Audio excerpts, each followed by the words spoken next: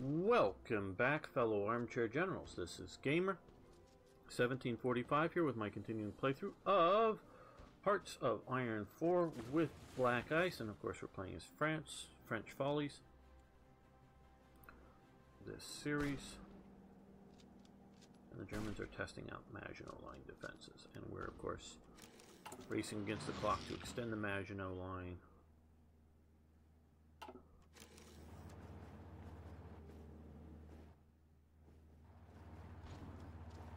How is our supply of fighters? Looks like we got a bunch of British fighters here too. Okay, well, I'm gonna let our fighters build up more.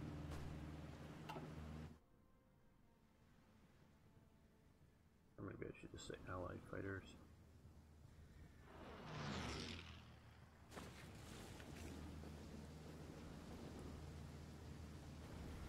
Here, I want to create another motorized command, and that let's put the clerk. Pareil.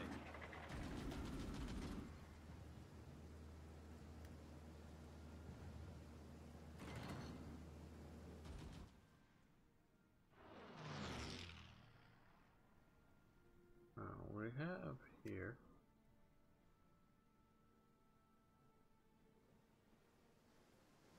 Mostly our forces out here, I see. Okay.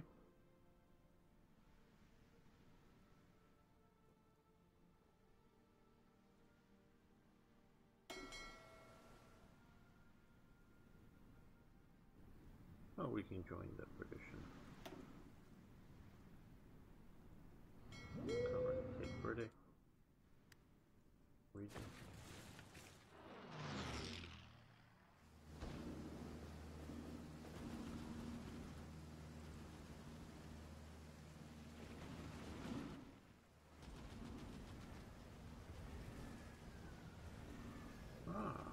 Allies, yes, we will take some field uniforms and Berthier rifles and Mosin guns and field uniforms. Where are you getting those Mosin guns from? And support equipment. Okay, yes.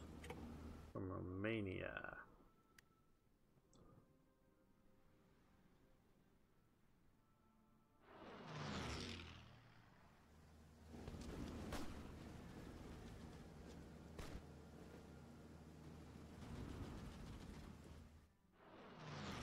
Talk about this for a minute, since this is sort of the purpose why I'm doing French Folies, is to talk about things maybe a bit differently than we normally do. That again, wanting to give supplies from Romania. Romania, I'm going to call it a very unfortunate country, and I think that can be attributed to many countries, if not all countries, that were part of the Warsaw Pact. Now, of course, you may consider being part of the Warsaw Pact better off than being some other country, you know, oh, I don't know, Bangladesh, who gets massive amounts of floods coming out of the Himalayas or something like that. Just talking about the geography of Bangladesh and how it is sort of unfortunate in that aspect. But, so you could say that. But Romania is an interesting case study. As the name says, Roman. It is much more than I could. I do try to study things and try to understand them, shall we say, objectively. And by that I mean not through my biased lens of perceptions. But everybody has that biased lens, and it colors everything that we see. But that doesn't mean we don't try to. Of course, when I grew up, Romania was, because that's where Transylvania was the land of vampires, and that strange eastern country far off buried in the Warsaw Pact that we had no contact with in the U.S. in any real meaningful sense, and even, shall we say, before World War II, there was very little contact between, at least, you know, the American, you know, Western world. I'm trying to say that correctly. I don't know how much, shall we say, French, you know, how many Romanians were visiting France and how many Frenchmen were visiting Romania, and how many books or plays that were made in Romanian were being translated into, say, French or something. I don't know. I suspect very little, but I don't know. And Vlad Virgil, that was is his screen name, which unfortunately lost contact with, was a major contributor to Third Reich events. And dealing with him, it educated me much more about Romanian. And once I started looking at the language, realizing it just oddly spelled, funnily spelled, however you want to say it, Latin, I started to understand a little bit more of it. And the more and more I look at it, it's more and more of a Latin country than I thought. I'm not saying it's it's like French culture or modern Italian culture or something. I'm sure there's probably a bit more Eastern culture in it than I would than those countries, but not nearly as Eastern or as Slavic or whatever as I would expect Bulgaria or Serbia here, to the west of it, because it does sort of very much try to remain that sort of outpost of Rome in the east, and Latin Rome, not the Constantinople, Byzantine, Russian Tsars,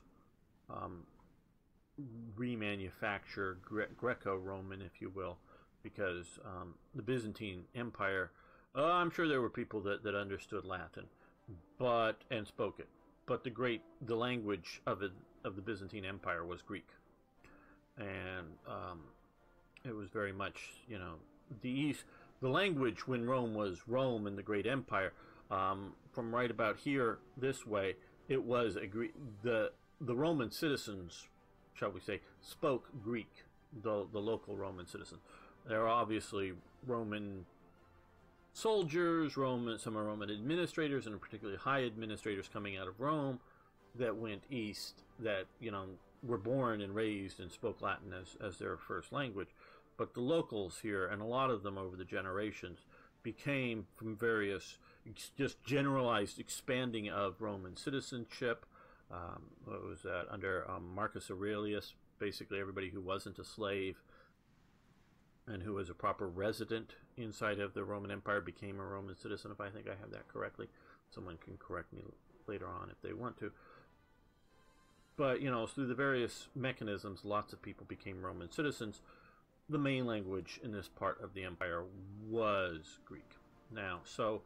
But Romania, it obviously is, I'm talking culturally here.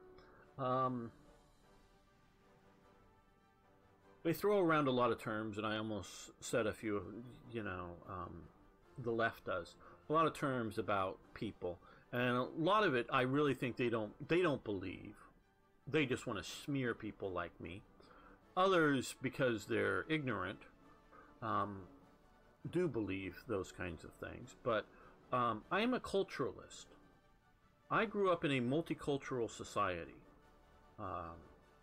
And that includes both peoples that were grouped together and try to maintain and speak their original language and culture. And I'll use the example of the Vietnamese that are here, that are little various groups and groupings of businesses that you'll see all the signs up in Vietnamese. Now, they may also put some up in English letters, but still in Vietnamese. Other times they may even put it up in English as well, too. But that try to remain this sort of close group of people because they're immigrants, came to the U.S. at some time after our failed war in Vietnam, and so they moved in. So it includes peoples like that, as well as often their children or grandchildren that speak English like I do.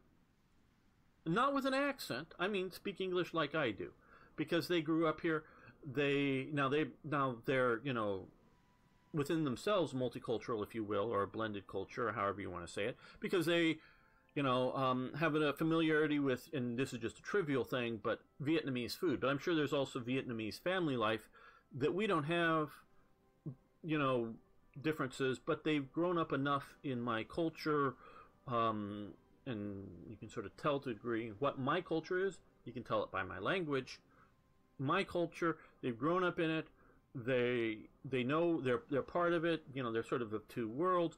And so these types of people, you know, some that are trying to remain separate, some are very integrated, all within, you know, greater LA.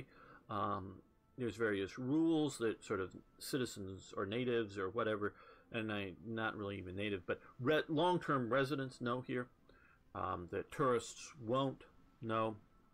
And so I grew up in this multicultural world. So I understood that it's not really your race, and all these racists out there, well, they have various reasons for being what they are, but I'm a culturalist. I look at culture. Now, culture talks about a group of people, people in groups, not as individuals. And so I'm talking about that as a group of people, not as what an individual is or isn't like. I'm talking about them. And though individuals make up a group, and individuals are different once they are in a group than they are when they are just on their own. So, you know, I know Romania here, it was at different times, but basically, I think all of it, you know, I don't know quite on this map here, if all of it, but a great big chunk of it at times was controlled by the Ottoman Empire. That has an impact on Romanian culture.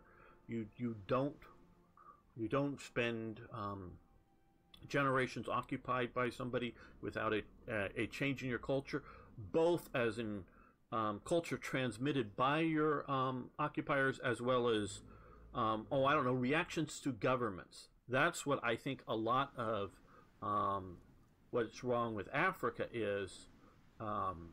It was fine to steal from the government because the government was the foreign oppressor, and so as you can tell, in colonial times.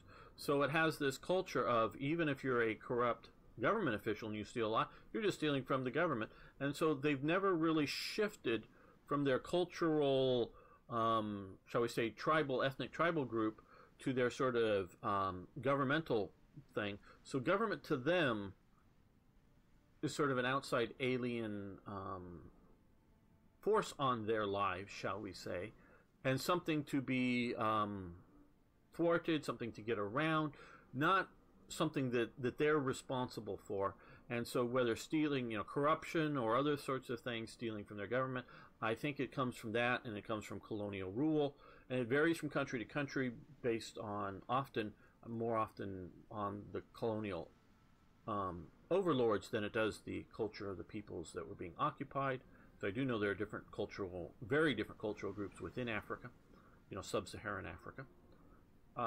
But a lot of them still see government as being this thing that preys upon you, a policeman who, he may maintain public order, but he's also out for the bribe and out for himself more than society. And so that's part of what I think is wrong with culture in lots of Africa. And it's not has to do with races. But it's also, so your culture changes once it's occupied, both by influences by your particular occupier, as well as the people's reaction to being occupied.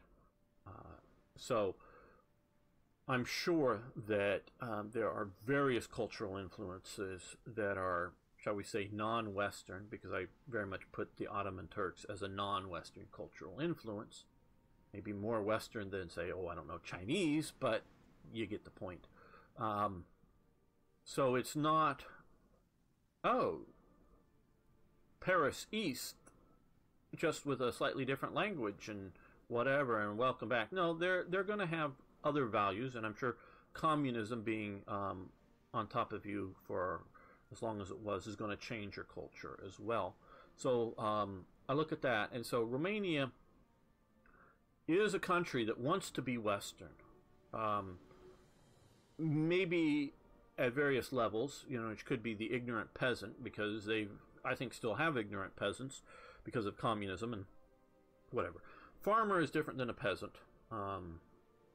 and maybe not all peasants are ignorant, but it's sort of sort of that sort of worldview. And of course, you can have people that come out of from a peasant background that can read books, study, and learn about the world, especially now that books and the internet can be had by a lot of people. So they may still have a lot of peasant values, but still learn about the world, so they may not be ignorant. But so that versus, and I'm trying to differentiate that versus, shall we say, the urban environment of Bucharest or whatever. So they may not always understand how their culture varies from the West, but they have this desire to be Western, to desire to be, if you will, heaven forbid, I don't know if this is maybe saying it really badly, French. But, and not necessarily being actual French. I don't know if they really want to eat all that garlic. And they may reject the idea of eating snails, but hey, I don't know. I don't know what Romanians eat, sorry. Being Italian's better. They eat lots of pasta and good stuff like that. Yes, these are sort of my cultural prejudice and my cultural characterizations. If they offend you, too bad. That Romania wants to be it, and this was very interesting. I was watching a thing recently, sort of bring some of this up. They had a German king that was a Hohenzollern prince, I believe. This was before World War One, and who the German king sort of knew, remembered his ancestry and was somewhat loyal to the German Empire. But the population was very pro-French, and this was leading up to World War One, and why Romania enters World War One on the Allied side. And they, for their nation, for their lack of ability to produce arms on any effective level, they did extremely well, fighting off first the Austrians, and then later German reinforcements, including Rommel and his units. His unit was sent down and fought in Romania during World War One. And so I've read about the war reading Rommel's book, and from Rommel's sort of experience and perspective as well. And so the population was, emotionally pro-French, even though they're way out here.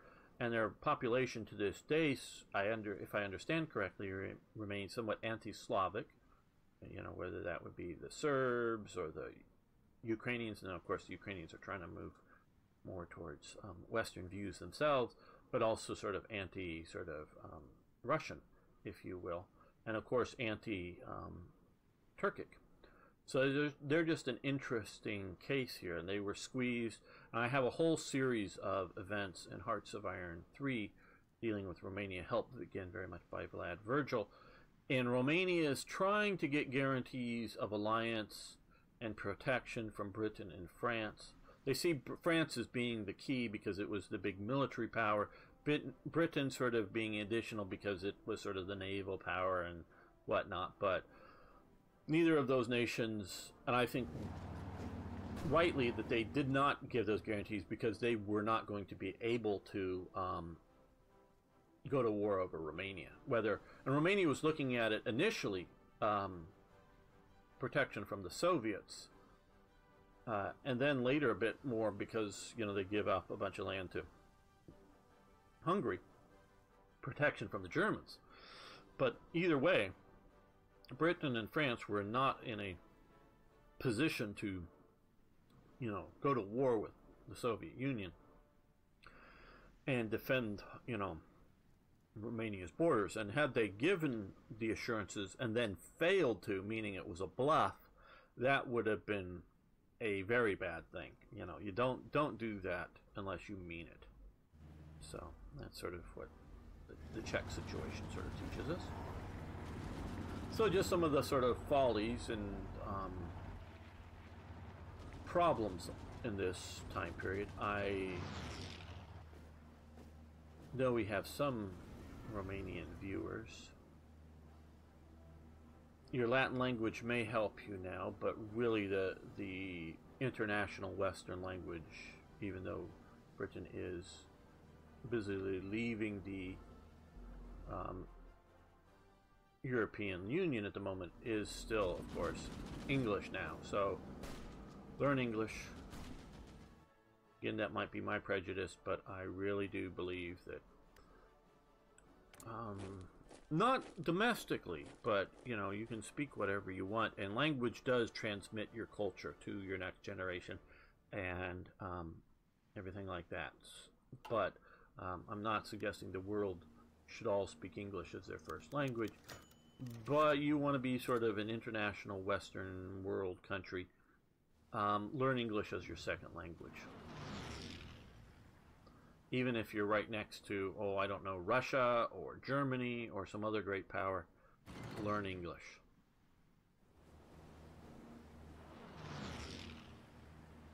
Because if you're a Romanian and you're going to speak with a Swede, you're probably not going to do it in Swedish, and you're probably not going to do it in Romanian, unless you happen to move to one of the other countries and are immersing yourself in that culture. But meaning if you meet either a tourist coming through your country, whichever one you are in, or if you meet in a third country, you're probably going to communicate in English. Then, of course, it saves Americans. We don't have to learn any other language. We can just learn English, and everybody will understand us or misunderstand us or whatever, but do so in our same language.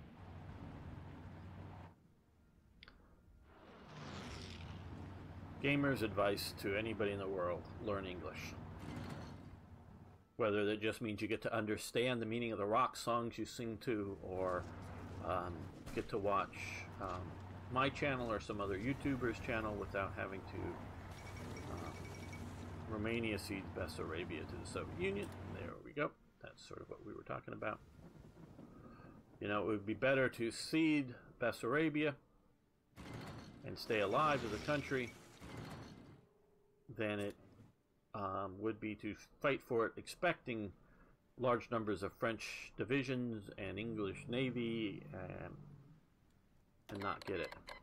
Okay, uniforms, yes. More Berthier's, yes.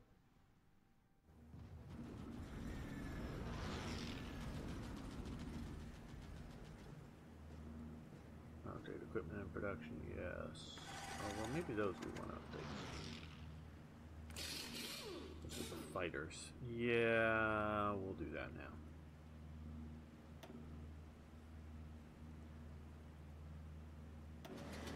I don't know quite why we have two different versions in production. I just don't know enough, and since they were in production, we kept them into production. Okay, yeah. These guys up here, don't really know what I want to do with them. So we'll let them be. Modify government, we're waiting on that, and yes, we're at war with the Germans. And it looks like we might make it to extend the Mazenod before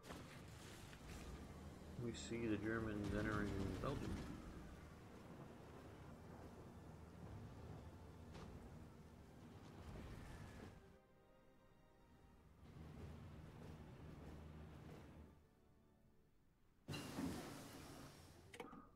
Okay, recon companies are improved. Okay, well. Signals, detachment initiative. Detachment supply usage down 10%. Hospitals. Yeah, let's do. Well.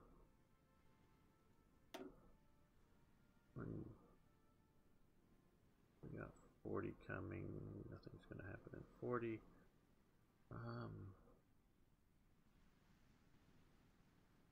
Yeah, let's do this.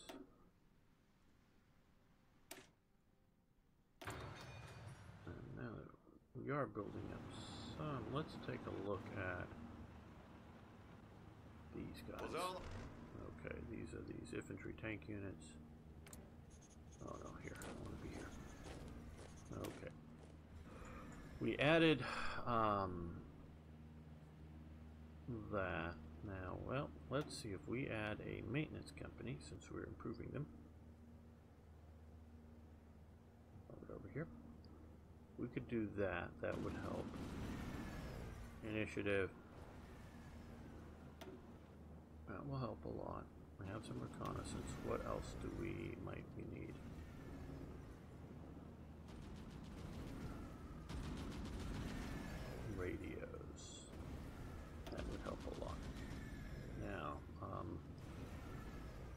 medical logistics engineer maintenance edition. We need more of those, but otherwise, which is probably the maintenance stuff. But otherwise, we've got what we need to do to improve that. So we're going to do that. We've got a bunch of those units. Now, yes, we need more infantry equipment. Yes, we need more field uniforms. Yes, we need more support equipment.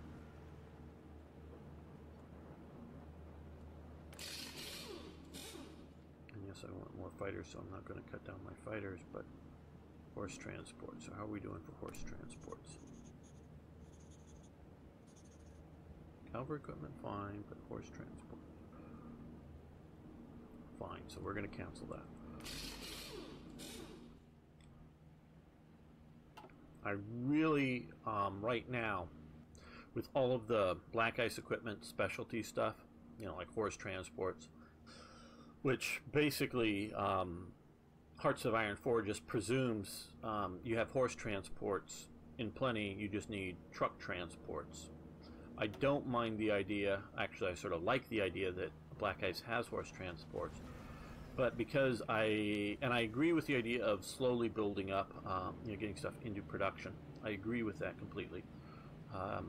Maybe some types of equipment like support equipment should be able to get up faster than, say, tooling up an entirely new tank model or fighter model or something like that. Simplistic new stuff versus detailed new stuff or something. And although these may be a detailed individual thing, but they're not a whole complex machinery. I mean, this has radios in it, where this is just a radio. If you sort of understand, you know, the difference. This has a gun or guns in it. This would just be like a gun, you know, or something. So that kind of thing. We just cancel one. Okay, I guess that sort of gets us to what I was hoping to be producing as well. But with all of this stuff, I figured that I think we should double the number of factories that are currently available. And the reason for that is so that you can have, but each factory produces half as much as what they currently produce. And the reason for that is so that I can keep, say, one production here of some of these other items, you know, that I'm, you know, want to have, but I don't want to stockpile too huge, but I want to keep some in production, and so that you can produce them on a sort of slower production. So instead of, you know, what are these, 15 or 16 factories, 8, you know, double the number of factories so that you can have half a factory in essence. That's what I would like to see. Okay, mountain artillery. How are we doing with mountain artillery? Is it up here? Yeah, mountain artillery. Okay, we have, well, 600 medium artillery.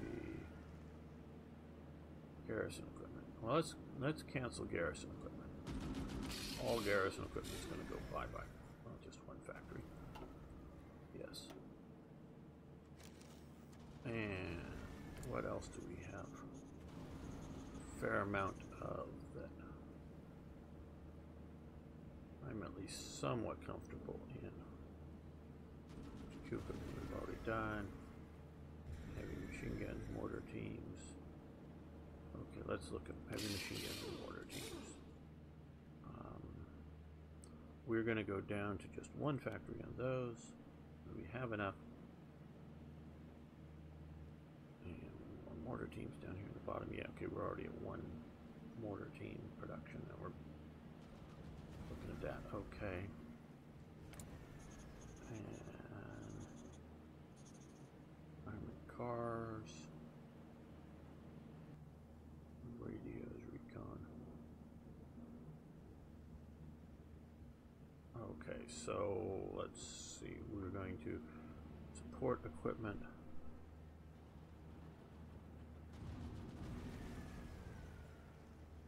Hoping my allies can get us support equipment and that kind of thing, or uniforms. So let's go for generic support equipment up to. There we go. fill that need.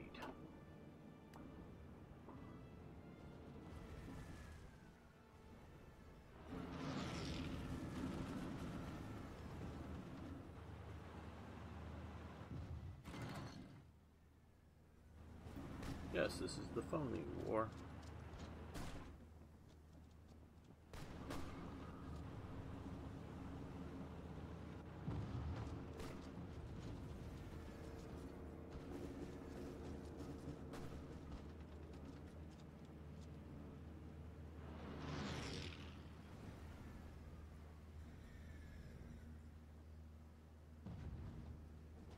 And South Africa wants to help out. Oh, uniforms and Enfields, okay. Enfields are very good rifles. And we have a new, I think, close air support aircraft researched. Almost in 40, but let's look at him.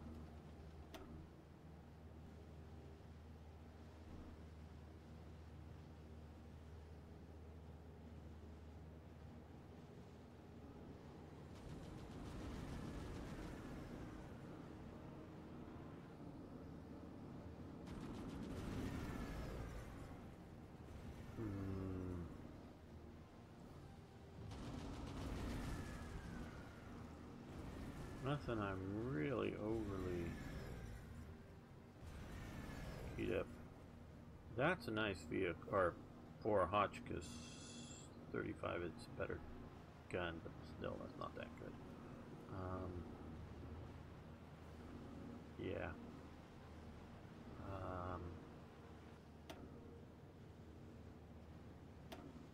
We are still researching that. Well, let's look at air tactics. Are we okay? We're not. We should be doing these. Okay. Get better fighting tactics up there.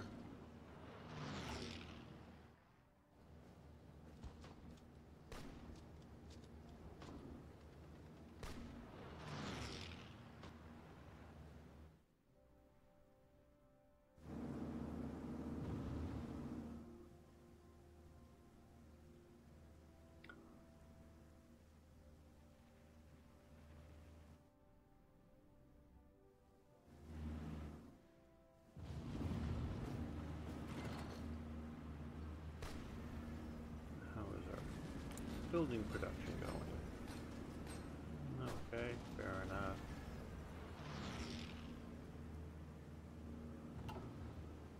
Well, since this is sort of the Phoney War and there's not a whole lot to do, let's speed it up a bit more.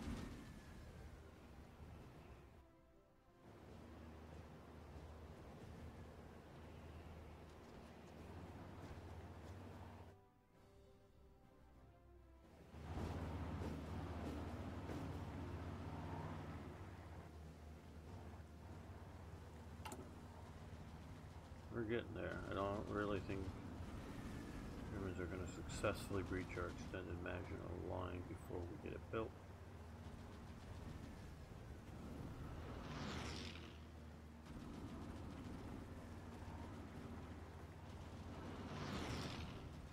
And we just gone up and over, so let's go to war economy.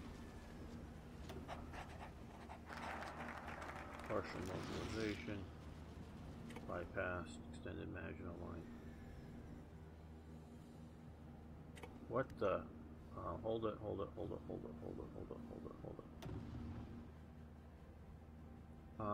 Partial mobilization.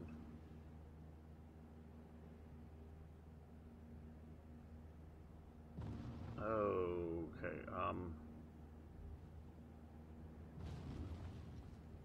so we almost got that, but we don't get that now because, oh, political power more than 50. Okay, so let's, did we do that before or after the autosave? So we're going back. Okay, keep that in mind, everyone. You need to have a minimum 50 political power points for extended Maginot Line. I didn't realize that. Yes, I could or should read things, but still that seems like a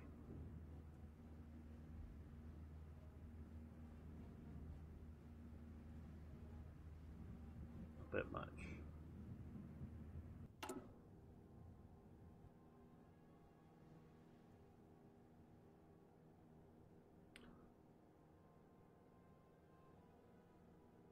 Not that it would be a big trouble, but I really don't want to have to replay everything. If we can go back to that. Come on, load, load, load, load, load, load. There we go. And yes, okay, so we're not going to do that yet. We're going to wait until either we get 350 or we get our Maginot line extended.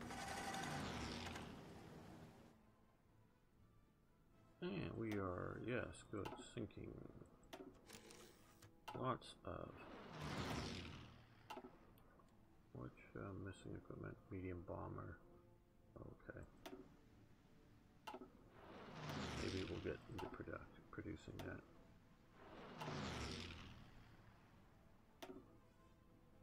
Good, they seem to have a convoy of 23 to somewhere. And we keep sinking them, which is good. And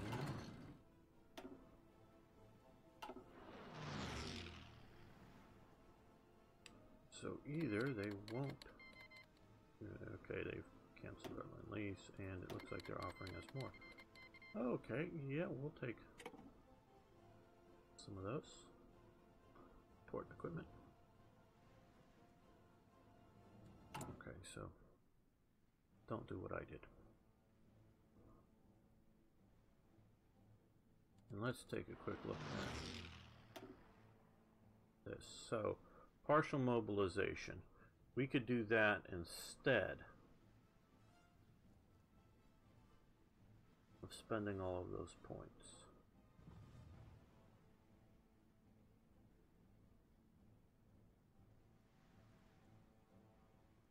But it's also going to cost us 100 political power in 49 days.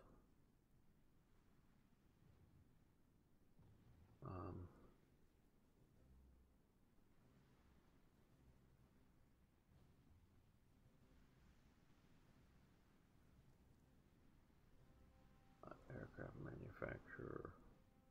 I think we're going to do just bypass it.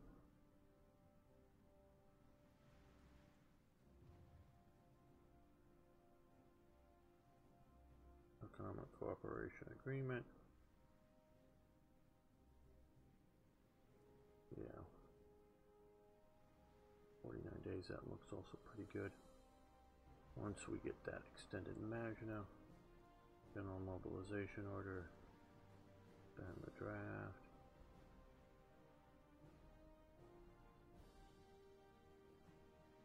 Okay. But we want to get that extended Maginot line.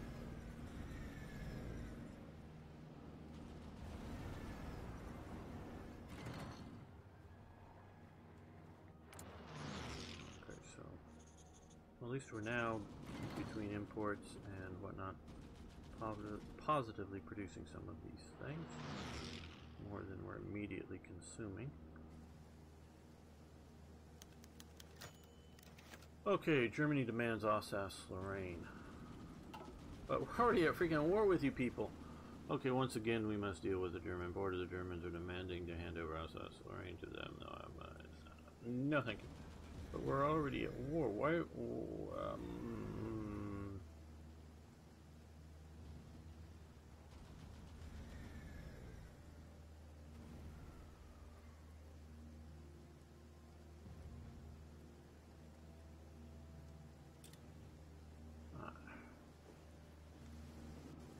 That needs a war check.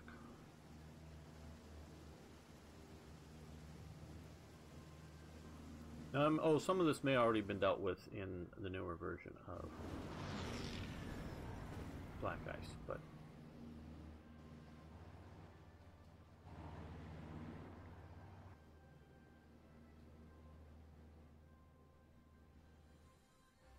because this is a slightly dated, not massively out of date, but slightly dated version. German bombers are coming over, but we don't have enough fighters. Okay. We've expanded the Maginot Line. Great. Plans for the extension of the Maginot Line all the way to the English Channel have been finished and the construction order placed.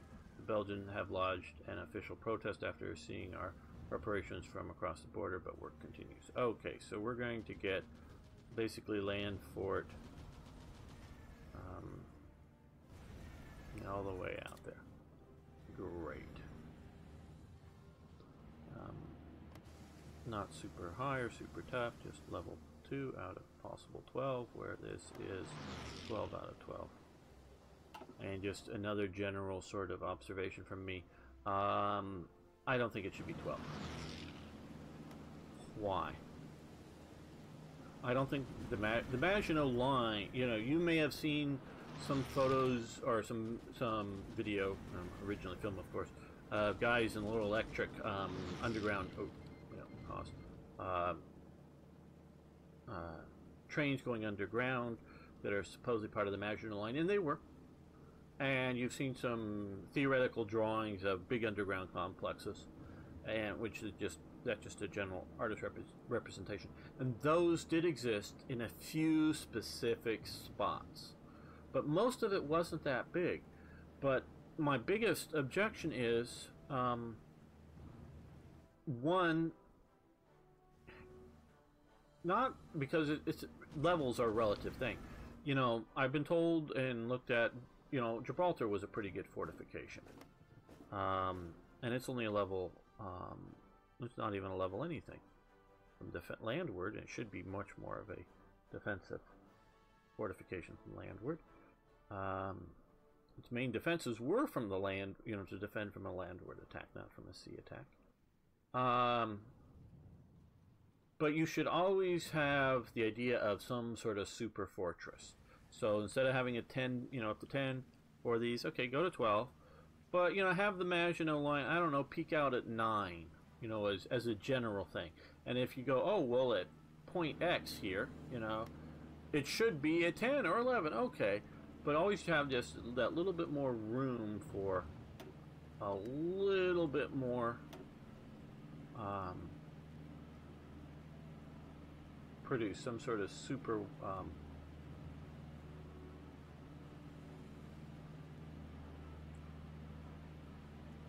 just looking, okay, 35 days,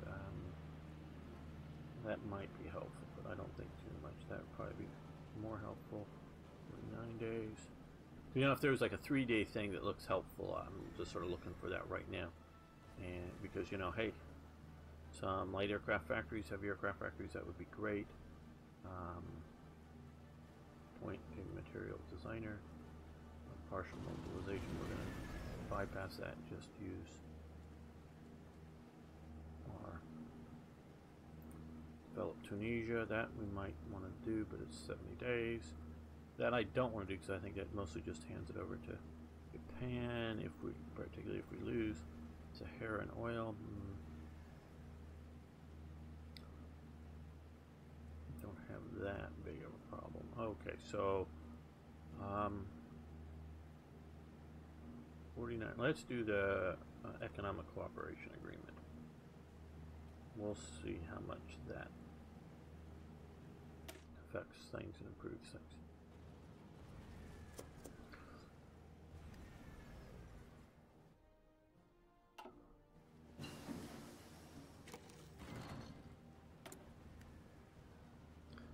Engineering companies are now better.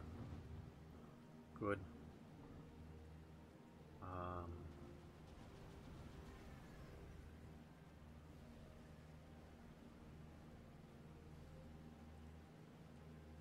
Well,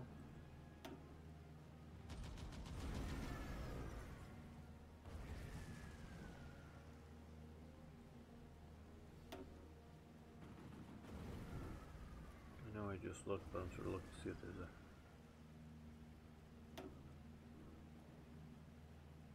we're going to wait a little bit and do these once 1940 rolls around. Because of the cushion time we have, it's better to let it wait, I think. Because you won't be doing anything ahead of time, and you still get all the bonus. didn't have the cushion, then it'd probably be worth just starting up for a little bit of the time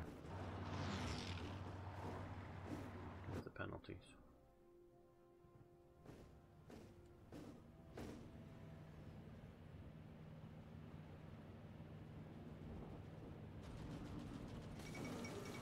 German interest in Scandinavia, okay. So that means they're moving north. Okay,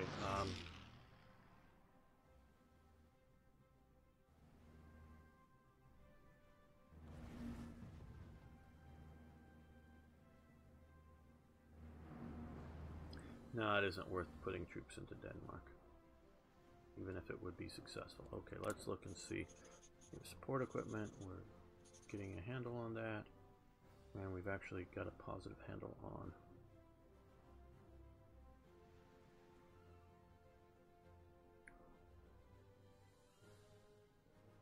heavy weapons. Okay, or regular. We're needing medium bomber production. Okay, so that would be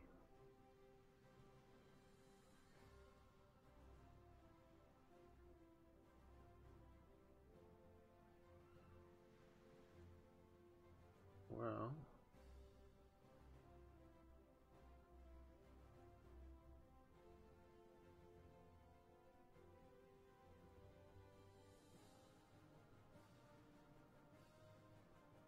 Don't, because that doesn't look like close air support aircraft, and that's what's down there.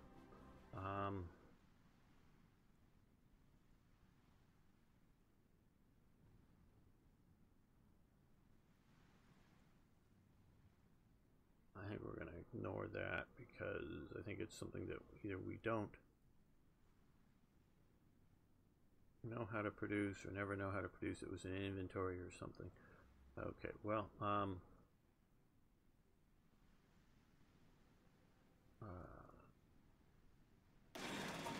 I don't want to do that. Cancel that. What I want to do here though is just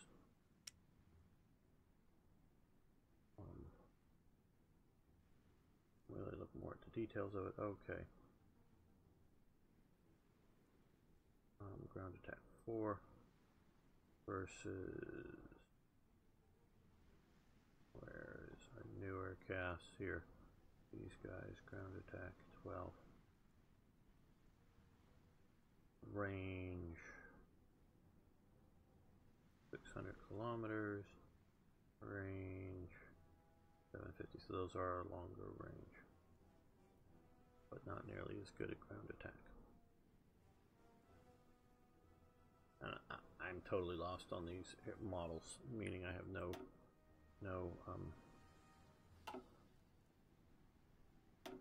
opinion, but I'm reading here. And we're going to go with this shorter range. Well, I didn't wait. No. Oh, that's a mistake. Okay. Well, I made the mistake. Let's fix the mistake. I get these are carrier bombs. No wonder why they're so bad. For maybe it's these that I was looking for. Fast ground developed as a reconnaissance aircraft with light bombing capabilities. I guess that's what I was supposed to be thinking of. Okay, well, we're going to those. There's better light bombers. Okay, and let's look at our. This is how I like to look at it best. Just look at our. We're going to form a new squadron. How much fighters? How many fighters do we have? What types? 36. 79. Okay, that's doing okay-ish.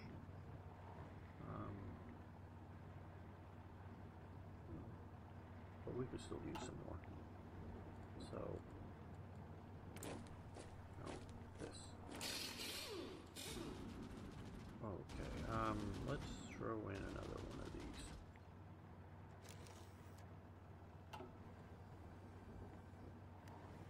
We're waiting a bit. Who's justifying war against our ally? Oh, justifying against us, yes. But we're already at war with you, Germany. Okay, now this.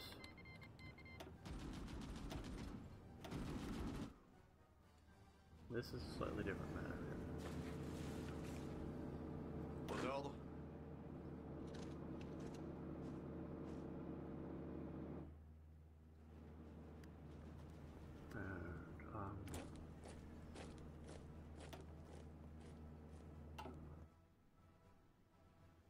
Attention. I know we need you for defending. Bougez-vous.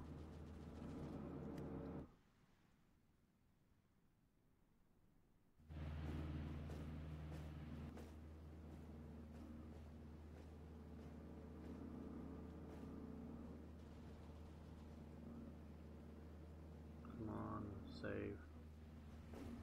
Okay. Aux ordres.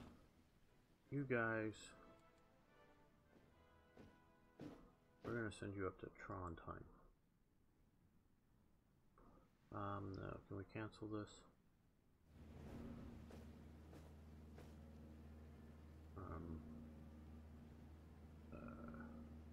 Old divisions, okay. We're gonna send you up to Scapa Flow. I want to send you without going through all of the German-occupied areas with shipping. And now that we're here, let's, yep, might as well start here. Proof of artillery.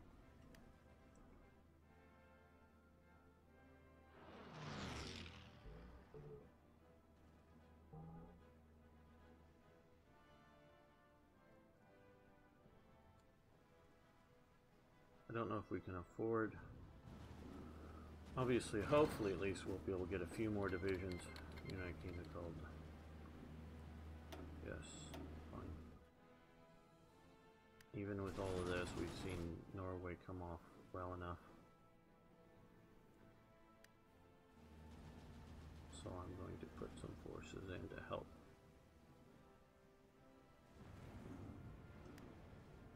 See, here we are battling their convoys. Our submarines are out there, along with British submarines, are sinking their convoys. And you... Écoutez.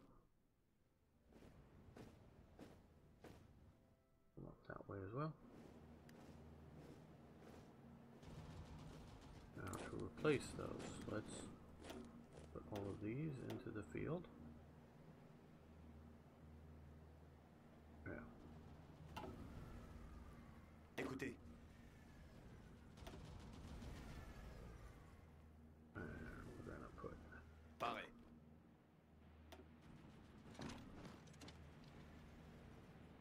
Gardez vos rangs. Yes, partially trained, but that's par for the course for French units. Bougez-vous.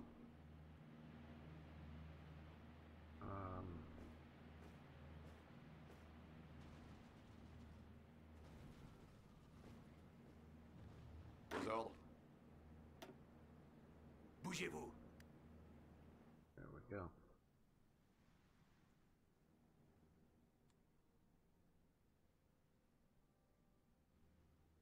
Aux ordres. Okay, well now you guys come up to here. A much better path.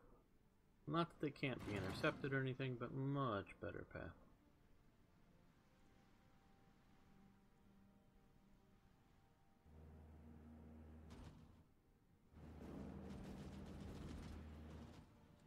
Oh, and let's move them to a new commander. Who do we have here that's a, well, offensive, awesome general, French general. And we'll think about him. Looking, do we have somebody who's like particularly good at mountain warfare? Engineer, cool. I do like all the great traits Black Ice does.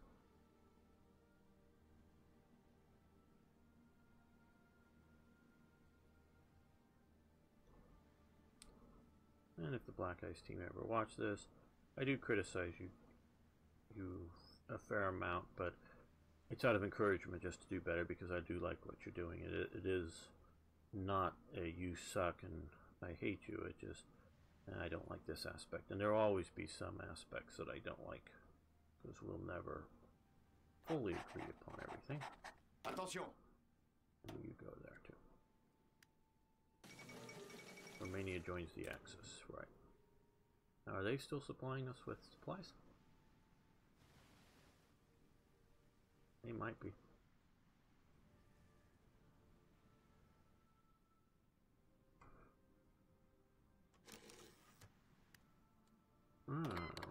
Morocco, field uniforms and Gewehr 98s. Wow. Where are you getting the Gewehrs? I know, it's just some sort of generic thing, but still, it's funny. Okay, well, I think, well, I know we just blew through a bunch of infantry equipment and support weapons and field uniforms and that, well, we're gonna go support weapons, I think. We're deploying those divisions early.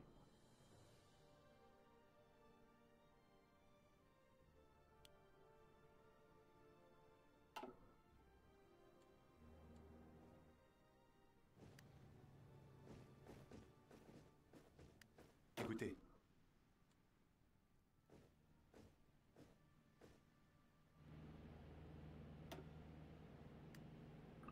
Well, some of their subs are out after us.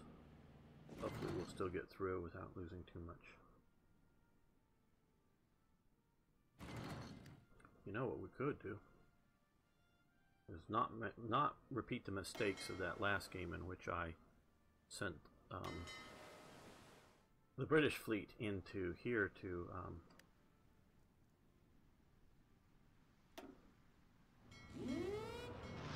try to block a German invasion, and get it trapped through this scripted invasion. You got to control both coasts to get it back out.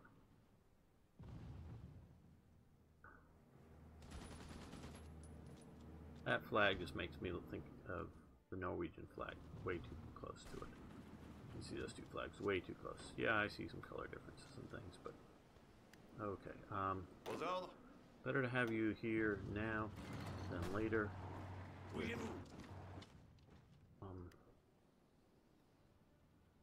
Organization is, let's get there.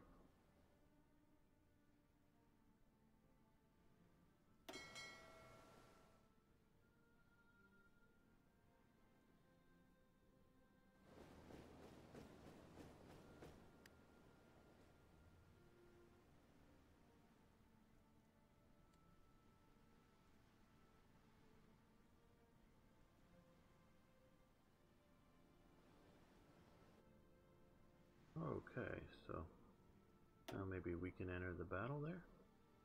Yeah, see, look at that. Wow. Boom.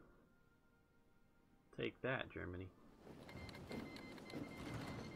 No longer effects of war to Spain. Great. That'll help most of these guys up here who are going to be out and on their own. Okay, well, let's move you guys down here. This sounds good.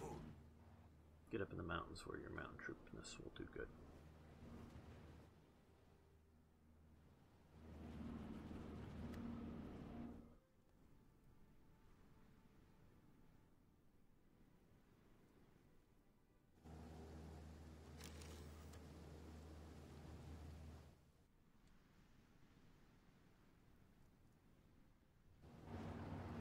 Okay, well, get organized.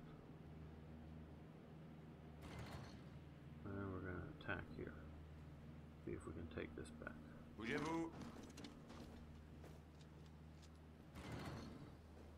Good.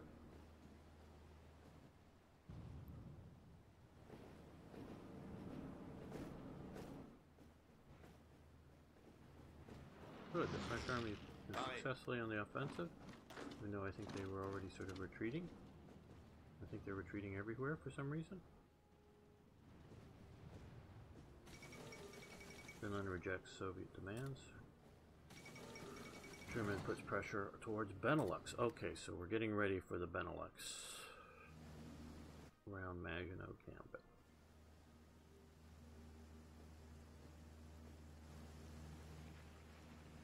Well, at least we've got the troops all the way out there manning the forts. They're not great forts, but they're forts. France declares war on the Kingdom of Luxembourg. Kingdom of Luxembourg.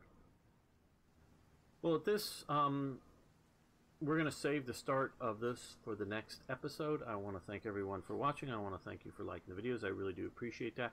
And, of course, please post questions, comments, suggestions, ideas, corrections. Love hearing from you. See you next time for more Hearts of Iron.